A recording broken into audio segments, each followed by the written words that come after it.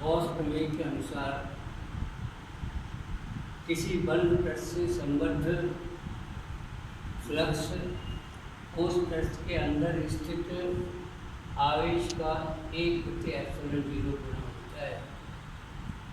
यदि फ्लक्स को फाई से और बंद पृष्ठ के अंदर स्थित आवेश को Q से प्रदर्शित करें तो फ्लक्स फाई बराबर 1/ε0। यहाँ पर ε0 निर्वात की विद्युतशीलता कहलाती है। ये तो तब है जब आवेश Q बंद पृष्ठ के अंदर स्थित हो, लेकिन यदि ये आवेश Q बंद पृष्ठ के अंदर ना हो और बंद पृष्ठ के बाहर स्थित हो, तब इस बंद पृष्ठ से संबद्ध जो फ्लक्स होता है वो फ्लक्स फाई बराबर 0 होता है। अभी जो फ्लक्स की बात हम कर रहे हैं तो फ्लक्स धनात्मक भी होता है, फ्लक्स ऋणात्मक भी हो सकता है और फ्लक्स शून्य भी हो सकता है। उदाहरण के लिए एक चित्र से अपन समझेंगे इस बात को।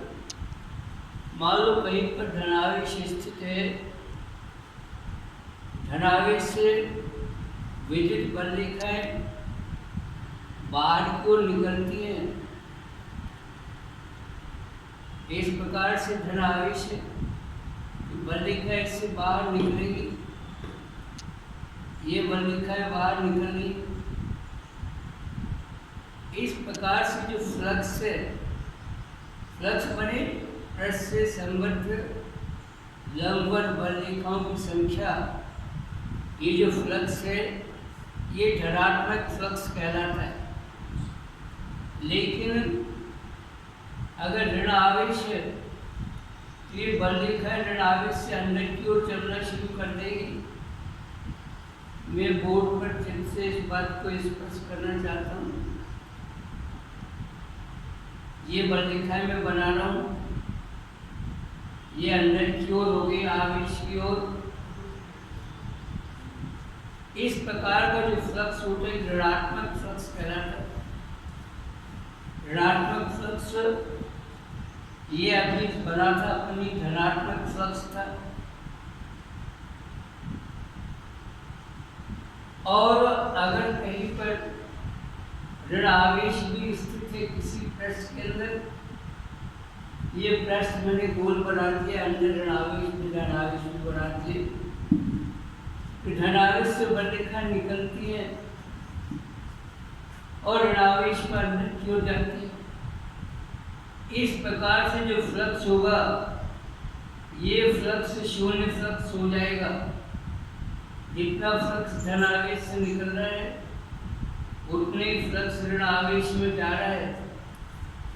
इस प्रकार का जो फ्लक्स हो जाएगा, इस फ्लक्स को हम शून्य फ्लक्स कहेंगे। देख लिया आपने यहाँ पर स्पष्ट बात है कि आप फ्लक्स 3 प्रकार का, धनात्मक फ्लक्स, जो फ्लक्स किसी पृष्ठ से बाहर की ओर निकलता है वो धनात्मक फ्लक्स कहलाएगा। जो फ्लक्स किसी पृष्ठ के अंदर प्रवेश करता है वो ऋणात्मक फ्लक्स कहलाएगा। और यहाँ पर एक और पृष्ठ ऐस मैंने बनाया, ये आपको गोल दिख रहा है, इसमें ऋण आवेश भी धनावेश भी है। इससे ऋण आवेश में अंदर आएगा फ्लक्स, धनावेश से निकलेगा और ये जो कुल फ्लक्स ये शून्य फ्लक्स कहलाएगा। तो यहाँ पर ये शून्य फ्लक्स तो देख लिया प्लीज अपन ने। यहाँ पर अपन देख रहे हैं फ्लक्स 3 प्रकार का, धनात्मक फ्लक्स, ऋणात्मक फ्लक्स और शून्य फ्लक्स। किसी पृष्ठ से बाहर निकलेगा वो धनात्मक फ्लक्स, किसी पृष्ठ में प्रवेश करेगा ऋणात्मक फ्लक्स, और किसी पृष्ठ से निकलता भी है उसमें प्रवेश भी करता है उतने फ्लक्स, जितना निकलता उतनी प्रवेश करता है, ये कुल फ्लक्स शून्य फ्लक्स कहलाता है। इस प्रकार से हमने 3 प्रकार के फ्लक्स देख लिए, एक धनात्मक फ्लक्स, एक ऋणात्मक फ्लक्स और एक शून्य फ्लक्स। और अब हम गॉस प्रमेय की उपपत्ति करना चाहेंगे, इसको सिद्ध करना चाहेंगे। इसके लिए इसको सिद्ध करने के लिए गॉस प्रमेय की उत्पत्ति के लिए माने कि कोई गोलाकार पृष्ठ S है और इसके केंद्र पर क्यू आवेश रखा हुआ है, केंद्र ऊपर क्यू आवेश रखा हुआ है। ये जो पूरा पृष्ठ है इसको अपन छोटे छोटे अल्पांशों में, छोटे छोटे अवयवों में बटा मान सकते हैं।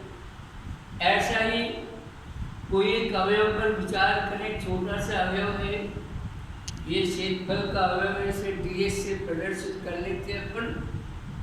ये P बिंदु को घेरे हुए अवयव है, ये P बिंदु को घेरे हुए एक छोटा सा अवयव है। इस अवयव को अपन ds से प्रदर्शित कर लेते हैं।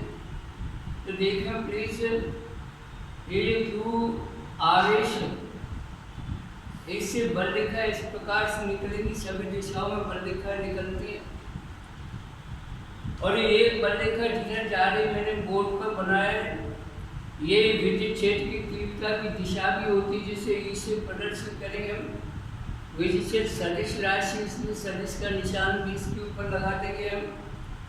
और क्षेत्रफल स्वयं भी सदिश राशि होता है, और स्वयं भी सदिश राशि होता है। और क्षेत्रफल की दिशा भी पृष्ठ के लंबवत होती है। पृष्ठ के लंबवत माने त्रिज्या की दिशा में क्षेत्रफल की दिशा भी होगी।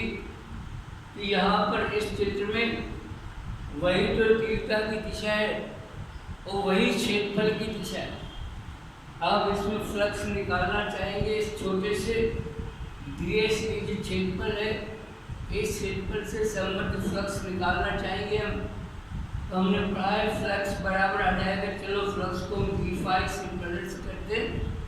फ्लक्स बराबर तीव्रता डॉट क्षेत्रफल, तो सदिश ई डॉट सदिश ऐसे लिख लेते अपन। ये d फ्लक्स हुआ, लेकिन फ्लक्स छोटे से ds अल्पांश के से संबंधित फ्लक्स है ये। अब हमको पूरे पृष्ठ से संबंधित फ्लक्स निकालना है, तो इस पर बात हमको समाकलन करना पड़ेगा इसका। और समाकलन ये पृष्ठ है तो पृष्ठीय समाकलन करना पड़ेगा, और पृष्ठीय समाकलन को हम विशेष संकेत से प्रदर्शित करते हैं। तो पूरे पृष्ठ, पूरे S पृष्ठ से संबद्ध फ्लक्स हम ज्ञात करना चाहते हैं। पूरे फ्लक्स से संबद्ध फ्लक्स हम ज्ञात करना चाहते हैं, तो मैंने कहा हमको पृष्ठीय समाकलन करना पड़ेगा। तो कुल फ्लक्स फाई हमको प्राप्त हो जाएगा। तो फ्लक्स फाई बराबर ये पृष्ठीय समाकलन का संकेत है यहाँ पर। और आगे लिखना जा रहा है अपन सदिश ई और डॉट सदिश ds, ये फ्लक्स हो जाएगा, पूरे पृष्ठ S से संबद्ध फ्लक्स हो जाएगा। लेकिन इसमें देखें अपन, ये विद्युत क्षेत्र की तीव्रता है, और अगर इस गोली पृष्ठ S की त्रिज्या r हो, अर्थात OP बराबर r हो, यहाँ पर OP बराबर अगर हम r लिखने त्रिज्या को, तो Q आवेश से r दूरी पर जो विद्युत क्षेत्र की तीव्रता होती है, उस विद्युत क्षेत्र की तीव्रता को हम प्रदर्शित करते हैं E बराबर 1/4πε0 और Q अपॉन r। तीव्रता को इस प्रकार से प्रदर्शित करेंगे। ये तीव्रता का परिमाण है, देख लो यहाँ पर प्लीज। अब समीकरण 1 में v का मान लिखेंगे, लेकिन इसके पहले समीकरण 1 को हम दूसरे प्रकार से भी लिखना चाहता हूँ, ताकि आपको बेहतर समझ में आ सके। फ्लक्स फाई बराबर, और लिखूंगा मैं पृष्ठीय समाकलन, ये S लिख दिया, पृष्ठीय समाकलन को प्रदर्शित करने का संकेत है। और यहाँ लिख सकता हूँ E into ds into cos theta.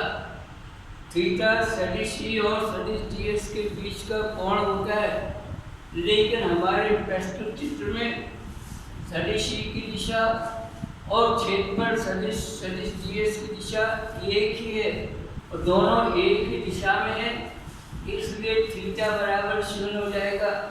अगर थीटा बराबर 0 लिख दे अपन इस समीकरण में, चलो समीकरण नंबर 2 में अगर थीटा बराबर 0 लिख दे हम, तो संबंध आ जाएगा फ्लक्स फाई बराबर, और ये पृष्ठीय समाकलन, और हमको लिखना पड़ेगा E into T S into cos 0 degree, लेकिन कॉस 0 डिग्री बराबर 1 होता है, इसलिए संबंध शेष बचेगा हमारे पास में फ्लक्स फाई बराबर और E इंटू डी एस, और ये पृष्ठीय समाकलन का चिन्ह भी अपन ने लगा के संकेत भी लगा। अब इसमें E का मान लिख देंगे, हमने बोर्ड पर निकाला हुआ ये E का मान लिखा हुआ है।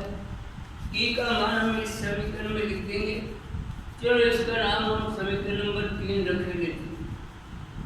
अगर E का मान लिखेंगे तो हम पूरे पृष्ठ S से संबद्ध जो कुल फ्लक्स है वो कुल फ्लक्स हम लिख सकते हैं 1/4 पाई एप्सिलॉन 0 और Q/r², और ये पृष्ठीय समाकलन ये ds लिख दिया।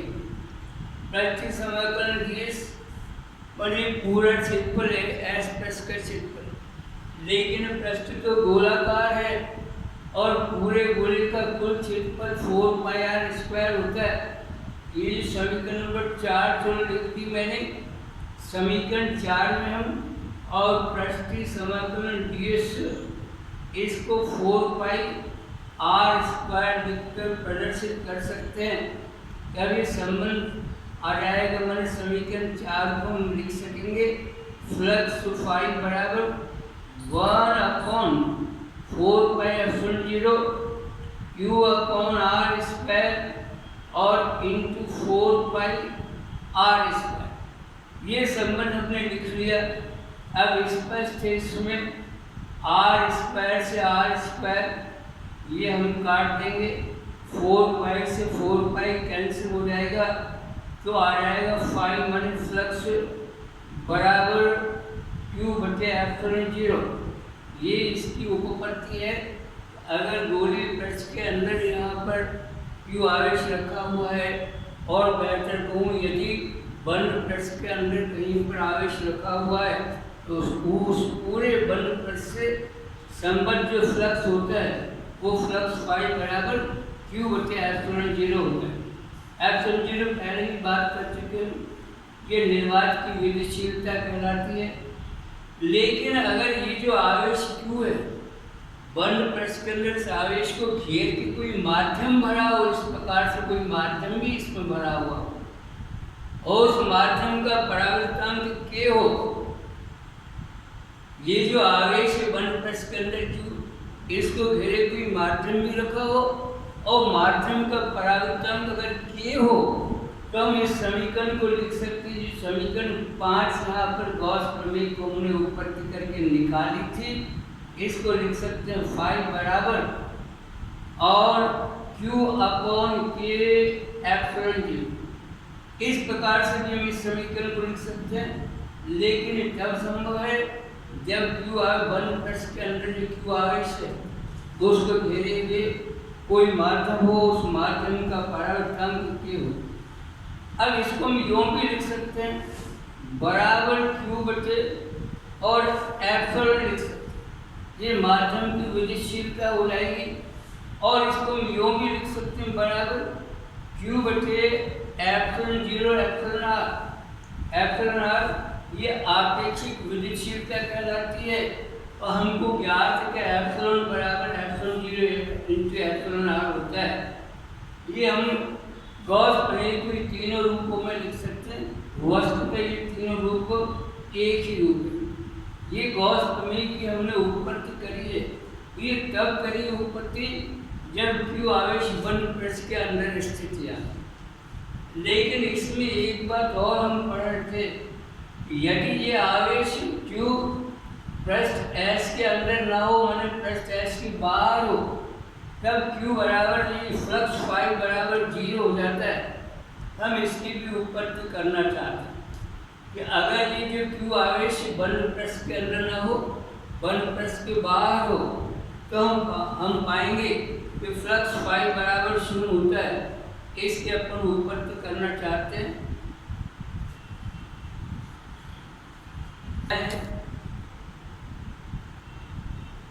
इस बेलन में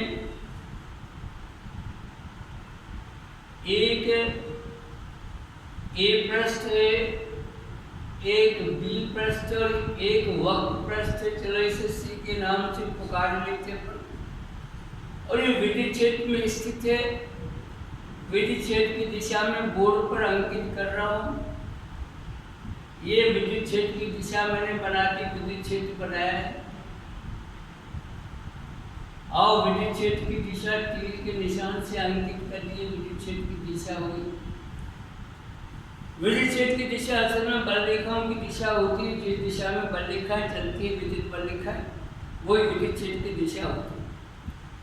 अरे विद्युत क्षेत्र को चलो ई से प्रदर्शित कर देते हैं। पर ये जो ए पृष्ठ है, ए पृष्ठ के क्षेत्रफल को अभी अपन चलो ds1 से प्रदर्शित कर देते हैं। इसी प्रकार से बी जो पृष्ठ है, ये पृष्ठ, इसके क्षेत्रफल को हम ds2 से प्रदर्शित कर देते। और जो वक्र पृष्ठ है, इस प्रकार से जो गोल गोल दिख रहा है, ये वक्र पृष्ठ कहलाता है। ये जो वक्र पृष्ठ है, इस वक्र पृष्ठ के क्षेत्रफल को अब अपन चलो ds3 से प्रदर्शित कर देते हैं। और हम देखेंगे कि इससे संबद्ध जो कुल फ्लक्स होगा वो कुल फ्लक्स 0 होगा। अब ये देखने के लिए ये पहले हम देखें ds1 क्षेत्रफल से संबद्ध फ्लक्स, से संबद्ध फ्लक्स हम निकालेंगे। प्लीज देख लीजिए। ये लिखेंगे अपन फ्लक्स बल, इसको φ1 लिख दें। तो φ1 बराबर सदिश ई और डॉट सदिश ds1 लिखेंगे अपन। तो फ्लक्स बराबर तीव्रता डॉट क्षेत्रफल होता है। ये हमने लिख लिया यहाँ पर। इसको और हम लिखें तो लिखूंगा मैं बराबर ई इंटू ds1 और इंटू कॉस 180 डिग्री। अब कॉस 180 डिग्री क्यों लिखा, ये थोड़ा सा समझने की बात है। वो बड़ी अच्छी सी, बड़ी आसान सी बात है। ये तीव्रता की दिशा एक बिंदु पर आपको अंदर की ओर दिख रही है, लेकिन ये पृष्ठ का जो क्षेत्रफल है, क्षेत्रफल हमेशा तल के लंबवत को बाहर की ओर होता है। तो क्षेत्रफल की दिशा तीर के निशान से मैंने बनाई है। ये क्षेत्रफल ds की दिशा हो गई। ये तीव्रता के विपरीत है, तीव्रता के विपरीत है। इसलिए E और ds1 के बीच का कोण 180 डिग्री होगा। इसीलिए मैंने यहाँ पर लिखा है cos 180 डिग्री। लेकिन cos 180 डिग्री का मान ऋण 1 होता है, इसलिए संबंध आ जाएगा बराबर माइनस E इंटू ds1। ये हमने देख लिया φ1। ये φ1 कौन सी ए वाला जो पृष्ठ है, इससे संबद्ध फ्लक्स हमने लिखा है। अब चलो बी पृष्ठ से संबद्ध फ्लक्स देखें। ये ds1 क्षेत्रफल वाला ए पृष्ठ था। और अब हम ये जो बी पृष्ठ है, बी पृष्ठ, इस पर बात है बी पृष्ठ का क्षेत्रफल, पृष्ठीय क्षेत्रफल या क्षेत्रफल सदिश, ये ds2 है। अब इससे संबद्ध हम फ्लक्स ज्ञात करना चाहते हैं। चलो इस फ्लक्स को मान लो φ2 लिखे थे। तो φ2 बराबर हमको लिखना पड़ेगा तीव्रता डॉट क्षेत्रफल। तीव्रता भी सदिश राशि होती है, क्षेत्रफल भी सदिश राशि होता है, फ्लक्स सदिश राशि होता है, इसलिए डॉट का निशान लगाना पड़ा। तो सदिशों का डॉट गुणा या अदिश गुणा होता है। लेकिन ये बराबर हम लिखेंगे, इसमें आ जाएगा ई ds1 और cos 0 डिग्री। अब cos 0 डिग्री का कारण ये क्षेत्रफल की दिशा देख लीजिए। यहाँ पर क्षेत्रफल की दिशा पृष्ठ के लंबवत होती है बाहर की ओर। ये क्षेत्रफल की दिशा पृष्ठ के लंबवत तो बाहर की ओर हो जाएगी। और ये तीव्रता की दिशा भी, ये क्षेत्रफल की दिशा भी हो गई और तीव्रता की दिशा भी, ई की दिशा भी और ds की दिशा भी है। दोनों की समान दिशा है, अर्थात दोनों के बीच का कोण 0 होगा। यहाँ पर कोण 0 करा है, लेकिन cos 0 बराबर 1 होता है।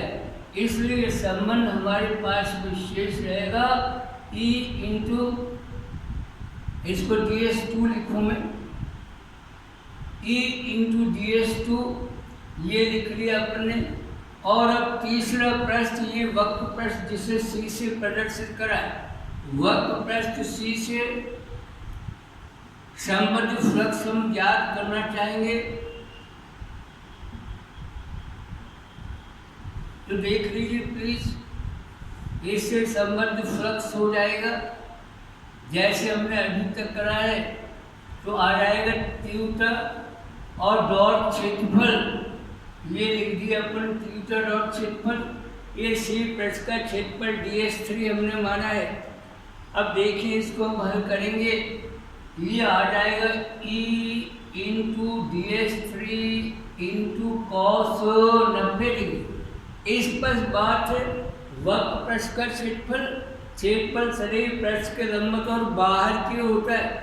ये पृष्ठ का लंब भी और बाहर की ओर भी है, इसलिए तीव्रता E और क्षेत्रफल ds3 इनके बीच का कोण 90 डिग्री हो जाएगा। ये कोण 90 डिग्री हो जाएगा और 90 डिग्री का कोण है, इसलिए cos 90 बराबर 0, ये आ जाएगा बराबर 0 आ जाएगा। अब देख लीजिए ये जो पूरा बेलन है इससे तीन पृष्ठ हो गए, एक ds1 जिसकी दिशा तीव्रता की विपरीत दिशा में है, एक ds2 जिसकी दिशा तीव्रता की दिशा में है, और एक ds3 जिसकी दिशा तीव्रता के लंबवत है। अब इन तीनों से संबद्ध फ्लक्स है, तो पहले A पृष्ठ से संबद्ध फ्लक्स φ1 बराबर माइनस E ds1 और B पृष्ठ से संबद्ध फ्लक्स φ2 बराबर E इंटू ds2 और तीसरे पृष्ठ C से संबद्ध फ्लक्स 0 हुआ। तो कुल फ्लक्स तीनों फ्लक्सों को जोड़ते हैं, फ्लक्स अदिश राशि होती है, सामान्य जोड़ इसमें कर लेते हैं, तो कुल फ्लक्स आ जाएगा φ बराबर और φ1 प्लस φ2 और ये प्लस φ3। फिर संबंध आ जाएगा फ्लक्स φ बराबर φ1 का मान लिखा हुआ बोर्ड के ऊपर माइनस E ds1, φ2 का मान E ds2 ये प्लस का और φ3 का मान 0। लेकिन ds1 परिमाण में ds2 के बराबर भी क्षेत्रफल को परिमाण बराबर है। अगर क्षेत्रफलों के परिमाण बराबर है या कहूँ मैं ds1 बराबर ds2 है, प्रत्येक को चलो ds हम मान ले, फिर संबंध शेष बचेगा हमारे पास में फ्लक्स φ बराबर, और यहाँ देख लीजिए आप ये माइनस E ds और प्लस E ds, लेकिन ये बराबर 0 हो जाएगा। इस प्रकार से यहाँ पर फ्लक्स कुल फ्लक्स 0 है। यदि आवेश पृष्ठ के बाहर स्थित है, मन पृष्ठ के अंदर नहीं है, तो कुल फ्लक्स 0 हो जाएगा। यहाँ पर देख लीजिए तीव्रता की दिशा A से B की ओर है, मैंने आवेश कहीं बाहर रखा है क्योंकि आवेश से बल रेखा आगे बढ़ती है, इसलिए पृष्ठ के अंदर नहीं पृष्ठ के बाहर आवेश है। तो हमने ये पाया यदि आवेश किसी बंद पृष्ठ के बाहर स्थित होता है उस पृष्ठ से संबद्ध कुल फ्लक्स 0 होता है। इस प्रकार से गॉस प्रमेय की दोनों अपनी बातें सिद्ध कर ली हैं, दोनों की उपज कर ली है। अगर आवेश बंद पृष्ठ के अंदर स्थित हो तो बंद पृष्ठ से संबद्ध जो कुल फ्लक्स होता है फाई वो बराबर Q बटे एप्सिलॉन 0 होता है, आवेश बटे एप्सिलॉन 0 होता है। लेकिन यदि अंदर आवेश ना हो, बंद पृष्ठ के अंदर आवेश ना हो, या कहीं आवेश बंद पृष्ठ के बाहर स्थित हो, तो फिर बंद पृष्ठ से संबद्ध फ्लक्स का मान 0 होता है। ये गॉस प्रमेय की उत्पत्ति हमने देख ली। अब गॉस प्रमेय की उत्पत्ति के साथ हमको गॉस प्रमेय के कुछ अनुप्रयोग भी पढ़ने हैं। हम गॉस प्रमेय के कुछ अनुप्रयोग पढ़ेंगे।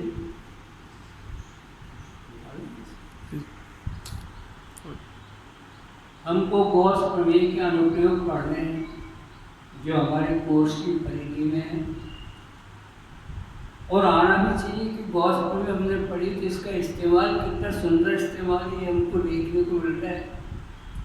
गॉस प्रमेय की सहायता से हम किसी आवेश के कारण और किसी बिंदु पर विद्युत क्षेत्र की तीव्रता ज्ञात कर सकते हैं, बड़े आसानी से ज्ञात कर सकते हैं अपन देखने से। जैसे मान लो कहीं पर किसी बिंदु पर कोई आवेश है ओ बिंदु पर मान लो कि वो आवेश स्थित है और ओ बिंदु से आर दूरी पर, ये आर दूरी पर कोई पी बिंदु है। इस पी बिंदु पर हमको विद्युत क्षेत्र की तीव्रता ज्ञात करनी है, लेकिन गॉस प्रमेय के उपयोग से हमको ज्ञात करना है। वैसे तीव्रता हमने निकाली है और तीव्रता पहले हमने जो निकाली वो 1/4πε0 और Q/r² आती है, लेकिन ये चीज़ हमको इस गॉस प्रमेय की सहायता से निकालनी बड़े आसानी से, बहुत आसानी से। तो देख रहे हैं अपन प्लीज फिर से एक बार, ओ बिंदु पर Q आवेश है और ओ बिंदु से R दूरी पर P बिंदु है। इस P बिंदु पर हमको इस Q आवेश के कारण विद्युत क्षेत्र की तीव्रता ज्ञात करनी, वो भी गॉस प्रमेय के अनुप्रयोग से इस्तेमाल। लेकिन गॉस प्रमेय तो तब लगती है जब आवेश किसी बंद पृष्ठ के अंदर होता है। अभी कोई बंद पृष्ठ है नहीं, इसलिए भी काल्पनिक पृष्ठ माने देते हैं जिसमें O को हम केंद्र मान लें और OP बराबर R को हम त्रिज्या मान दें। इस R त्रिज्या के एक हम गोलीय पृष्ठ की कल्पना कर लेते हैं। मैं कल्पना शब्द का इस्तेमाल कर रहा हूँ क्यों वास्तव में काल्पनिक पृष्ठ है।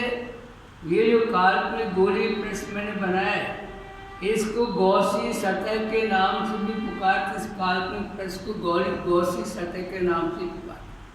अब फिर से एक बार क्यों बनाया हमने कि गॉस प्रमेय तब लगती है जब कोई आवेश किसी बंद पृष्ठ के अंदर हो।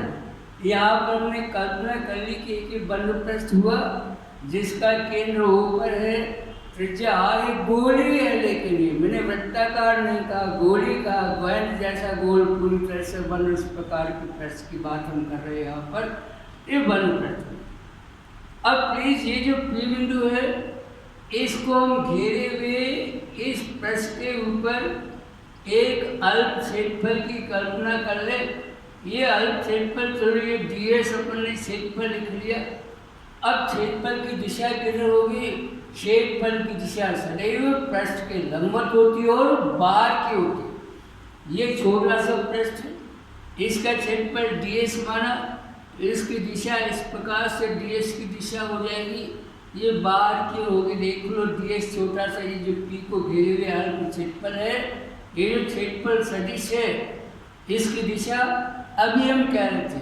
और हमेशा के लिए ध्यान रखने वाली बात है, क्षेत्रफल की दिशा हमेशा पृष्ठ के लंबवत होती है और बाहर की होती है। ये ds क्षेत्रफल है, अल्प क्षेत्रफल P को घेरे हुए, इसकी दिशा हमने बाहर की ओर बढ़ा दी। अब तीव्रता की दिशा, जिस दिशा में बल लिखा जाती है वही तीव्रता की दिशा होती है। Q आवेश धनात्मक आवेश, इससे बल लिखा है सभी दिशा में चलेंगी, एक बल लिखा है इधर भी चलेगी। ये जो दिशा, ये तीव्रता की दिशा हो गई। तीव्रता की दिशा विद्युत क्षेत्र की तीव्रता को हम E से प्रदर्शित करते हैं। सदिश राशि होती है इसलिए सदिश E भी लिख लेते हैं। ये हमने इतना काम कर। अब इससे संबद्ध फ्लक्स निकालने पर तो गॉस प्रमेय में हमने पढ़ लिया है, फ्लक्स बराबर कैसे अपन फ्लक्स बराबर तीव्रता डॉट क्षेत्रफल लिखना पड़ेगा। तीव्रता को सदिश E लिखा और क्षेत्रफल को हमने सदिश ds लिख लिया। ये फ्लक्स है, कौन से क्षेत्रफल से? अल्प क्षेत्रफल ds से संबंधित, इसलिए छोटा सा फ्लक्स है, हम इसको d5 लिख लेते हैं। d5 बराबर सदिश E और डॉट सदिश ds हमने लिख लिया।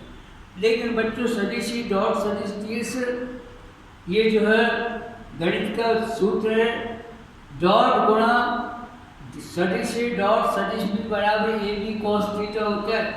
इसी प्रकार यहाँ पर भी आ जाएगा बराबर E इंटू ds और इंटू कॉस 0 डिग्री लिखना पड़ेगा। 0 डिग्री क्योंकि सदिश E और सदिश ds, E और ds के बीच का कोण तो 0 है, तो दोनों एक ही दिशा में है, ये 0 लिखेंगे। cos 0 बराबर 1 होता है। ये फ्लक्स d5 बराबर E इंटू ds आएगा। लेकिन ये d5 फ्लक्स है, एक छोटे से अल्प क्षेत्रफल ds से संबद्ध फ्लक्स, लेकिन हमारा गॉसी प्रश्न तो पूरा है, 8 त्रिज्या का गोला है। इससे संबद्ध फ्लक्स निकालने के लिए हम समाकलन कर देते हैं समीकरण 1 का पृष्ठीय समाकलन। ये पृष्ठ है तो पृष्ठीय समाकलन, पृष्ठीय समाकलन को हम विशेष संकेत से प्रदर्शित करते हैं। तो पूरे गॉसी पृष्ठ से संबद्ध फ्लक्स संपूर्ण गॉसीय पृष्ठ, चलो एस नाम रख देते हैं, से संबद्ध फ्लक्स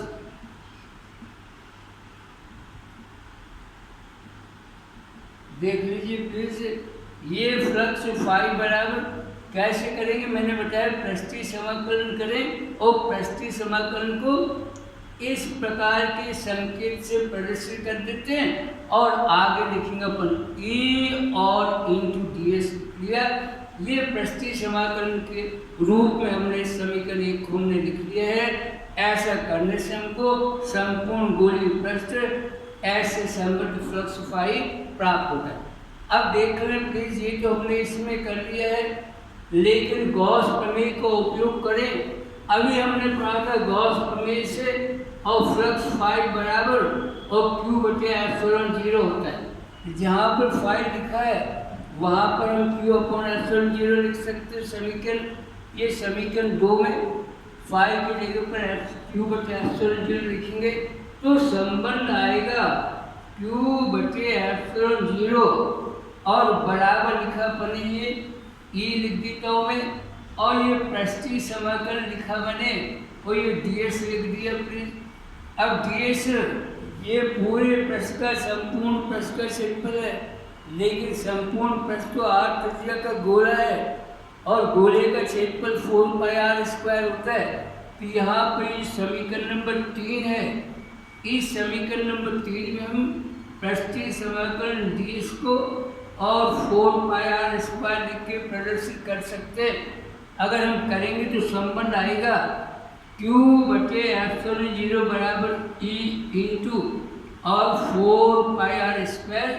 इससे हमको E का मान ज्ञात हो जाएगा। E का मान ही हमको ज्ञात करना, विद्युत क्षेत्र की तीव्रता हमको ज्ञात करनी है। तो E के लिए समीकरण आएगा E बराबर 1/4π0 और Q अपॉन r²। देख लीजिए E बराबर 1/4π0 Q बटे r²। अन्य विधियों से भी निकाल सकते हैं, वो विधियाँ भी अच्छी है, बहुत अच्छी है, लेकिन इसकी तुलना में कठिन है। गॉस प्रमेय के अनुप्रयोग से कितने आसानी से हमने और Q आवेश से r दूरी पर किसी बिंदु पर विद्युत क्षेत्र की तीव्रता ज्ञात कर ली। तो गॉस प्रमेय से भी E बराबर 1/4π0 Q बटे r²। और आगे मात्रक हमको लिखना चाहिए न्यूटन प्रति कूलम। विद्युत क्षेत्र की तीव्रता का मात्रक न्यूटन प्रति कूलम होता है। तो E बराबर 1/4π0 Q बटे r² न्यूटन प्रति कूलम। ये विद्युत क्षेत्र की तीव्रता है Q आवेश से r दूरी पर किसी बिंदु पर। ये हमने पहला उपयोग कर लिया गॉस प्रमेय की सहायता से किसी आवेश के कारण किसी बिंदु पर विद्युत क्षेत्र की तीव्रता।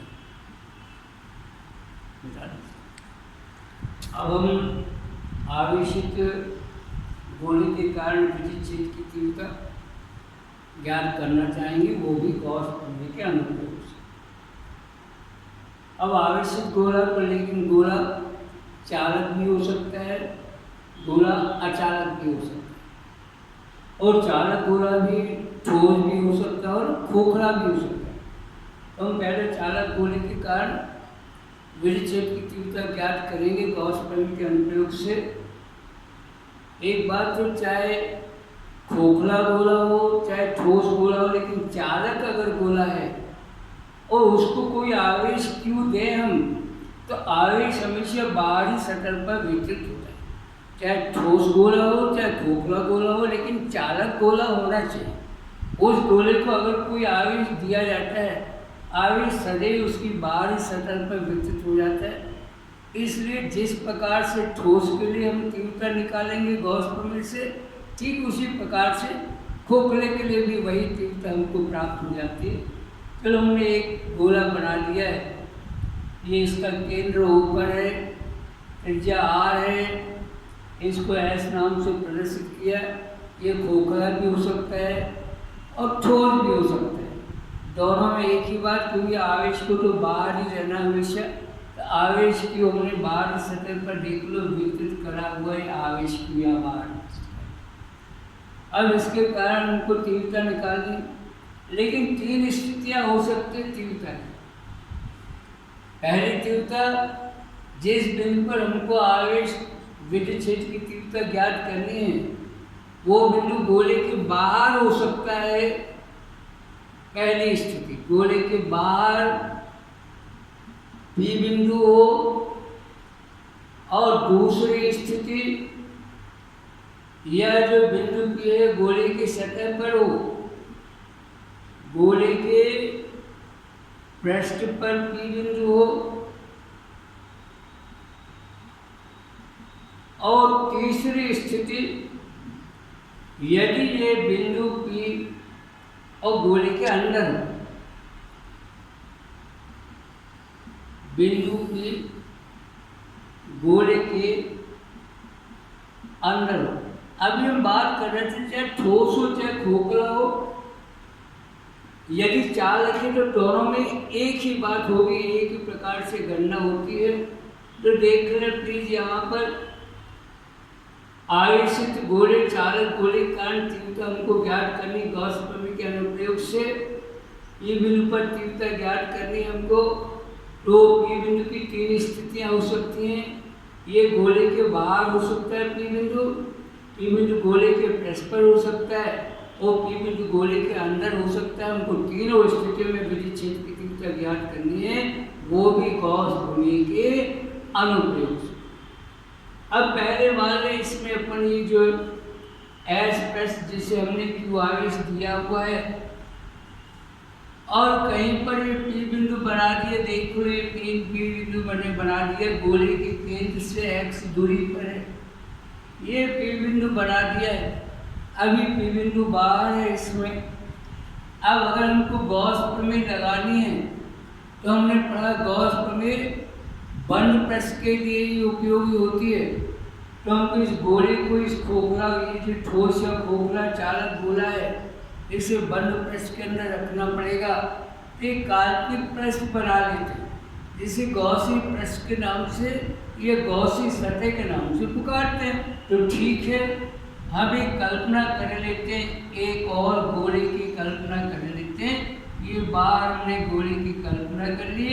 क्यों करना पड़ा हमको? गॉस प्रमेय तभी लगती है जब आवेश गोली पृष्ठ के बंद पृष्ठ के अंदर हो। तो ठीक है, हमने एक बंद पृष्ठ बना दिया।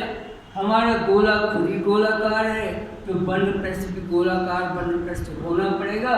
ये हमने एक गोलाकार सतह बना ली है, ये काल्पनिक सतह है, इसको गॉसी सतह के नाम से पुकारते हैं, जो टूटे हुए बिंदुओं से आपको यहाँ पर दिखाई देगी। चलिए ठीक है, ये बना लिया हमने बच्चों। अब हम कैसे, तो P बिंदु को घेरे हुए हम एक अल्प क्षेत्रफल की कल्पना कर लेते हैं, और ये जो अल्प क्षेत्रफल है इसे ds से प्रदर्शित कर लेते हैं। अब ds से प्रदर्शित तो करेंगे, लेकिन इसकी दिशा किधर होगी? तो हमको पता है क्षेत्रफल की दिशा सदैव पृष्ठ के लंबवत होती है और पृष्ठ के बाहर की ओर होती है। ये पृष्ठ के लंबवत देख लीजिए, ये बाहर की ओर भी है और पृष्ठ के लंबवत। लंबवत कैसे पता चला हमको? गोले की जो भी त्रिज्या होती है वो सदैव गोले के पृष्ठ पर लंब ही होती है। ये भी त्रिज्या है, मान ये भी पृष्ठ के लंबवत। चलिए यहाँ पर ये देख लिया अपने, तो क्षेत्रफल की दिशा अपन ने बना दी यहाँ पर, और तीव्रता की दिशा किधर होगी? तो तीव्रता की दिशा त्रिज्या ही होगी, क्योंकि धन आवेश से बल रेखा निकलती है, और बल रेखा गोली पृष्ठ है तो पृष्ठ के लंबवत निकलेगी, पृष्ठ के लंबवत निकलेगी बल रेखा, तो जिधर बल रेखा जाएगी वही तीव्रता की दिशा होती है। इसलिए जो दिशा क्षेत्रफल की थी वही दिशा तीव्रता की हो जाएगी। तो तीव्रता हमने बना दिया, सदिश ई से प्रदर्शित कर दिया। तो एक बार फिर से देख करें, P बिंदु को घेरे हुए हमने एक अल्प छेद पर ds की कल्पना करी है। इसकी दिशा त्रिज्यीय होगी, तो त्रिज्या परस्पर लंब होती है, ये ds से प्रदर्शित किया हमने। और विद्युत क्षेत्र की तीव्रता वो भी बलरेखा की दिशा में होती है। गोले से बलरेखा त्रिज्यीय निकलती है, पृष्ठ के लंबवत निकलती है, मतलब त्रिज्यीय निकलती है, तो तीव्रता की दिशा वो ds की दिशा में ही होगी। अब इस छोटे से क्षेत्रफल से ds क्षेत्रफल से संबंध हम फ्लक्स ज्ञात करें, वो फ्लक्स लिखेंगे अपन d फाई बराबर फ्लक्स बराबर तीव्रता डॉट क्षेत्रफल होता है। फ्लक्स बराबर तीव्रता डॉट क्षेत्रफल, तो तीव्रता को हम सदिश E लिख लेते हैं और क्षेत्रफल को हम सदिश डॉट ds लिख दिया। ये जो है छोटा सा फ्लक्स हमको ज्ञात हो गया। ये फ्लक्स काय से संबद्ध है, वो अल्प क्षेत्रफल ds से संबद्ध फ्लक्स से हमने ज्ञात कर दिया। अब ठीक है, तो अल्प प्रश्न लेकर हमको पूरी गॉसी सतह से संबद्ध फ्लक्स ज्ञात करना है। ज्ञात कर लेते हैं अपन, तो इसका पृष्ठीय समाकलन हमको करना पड़ेगा। हम पृष्ठीय समाकलन करेंगे इसका, तो ये कुल फ्लक्स आ जाएगा गॉसी पृष्ठ से संबद्ध, और ये कुल फ्लक्स है वो कुल फ्लक्स, चलो उसको फाई लिख लेते अपन, तो फाई बराबर आ जाएगा। और ये पृष्ठीय समाकलन का चिन्ह लगा दिया हमने और लिखेंगे E into ds into cos 0 degree. अब कॉस 0 डिग्री क्यों लिखेंगे, ये आपको ज्ञात है। E और ds दोनों एक ही दिशा में, दोनों एक ही दिशा में, तो उनके बीच का कोण 0 है, इसलिए लिख दिया अपने फाई बराबर लिख दिया। और पृष्ठीय समाकलन E ds cos 0 degree. Cos 0 degree का मान सदैव की भांति एक होता है, एक होता है, तो ठीक है। यहाँ पर कॉस 0 को हम एक लिख देंगे, तो संबंध आएगा पृष्ठीय समाकलन E इंटू ds। ये हमने लिख लिया इसमें कि कॉस 0 बराबर है। लेकिन गॉस प्रमेय का उपयोग भी तो करना है इसमें। गॉस प्रमेय के उपयोग से तो हमको पता है फाई बराबर q बटे एप्सिलॉन 0 होता है। चलो इसको समीकरण नंबर 1 लिख दे। अब गॉस प्रमेय के अनुप्रयोग से, गॉस प्रमेय से, और हमको ज्ञात है कि फाई बराबर q बटे एप्सिलॉन 0 होता है। ठीक है, हमने q आवेश लिया हुआ था और ये q आवेश बल पृष्ठ s पर अपने ये जो वितरित है, तो q बटे एप्सिलॉन 0 लिख रहे हैं यहाँ पर, तो संबंध हमारे पास में आ जाएगा q बटे एप्सिलॉन 0 बराबर, और ये E लिख लेते हम, और ये पृष्ठीय समाकलन और ds लिख लिया। आगे जो पृष्ठ है ये तो गोलीय पृष्ठ है, तो गोलीय पृष्ठ का क्षेत्रफल तो लिख सकते हैं। गोलीय पृष्ठ का क्षेत्रफल 4 पाई x स्क्वायर हो जाएगा। तो ये जो गॉसी पृष्ठ वाला क्षेत्रफल है, इसकी त्रिज्या तो x है, इसलिए इसका पृष्ठ क्षेत्रफल 4 पाई x स्क्वायर हो जाएगा। जहाँ पर हमने समाकलन पृष्ठीय समाकलन ds लिखा है, यहाँ पर हम 4 पाई x स्क्वायर लिखेंगे और तब इस संबंध हमारे पास में शेष रहेगा q बटे एप्सिलॉन 0 बराबर और E इंटू 4 पाई x स्क्वायर। ये संबंध हमारे पास में, लेकिन हमको तो E का मान ज्ञात करना, हमको तो तीव्रता ज्ञात करनी है। तो ठीक है, तीव्रता E का मान ज्ञात हो जाएगा। 4 पाई x स्क्वायर का हम दिशा गुणा कर देते हैं, फिर गुणा कर देते हैं, तो E के लिए संबंध आ जाएगा E बराबर 1/4 पाई एप्सिलॉन 0 और q/x स्क्वायर। ये तीव्रता P बिंदु पर तीव्रता हमने निकाल ली।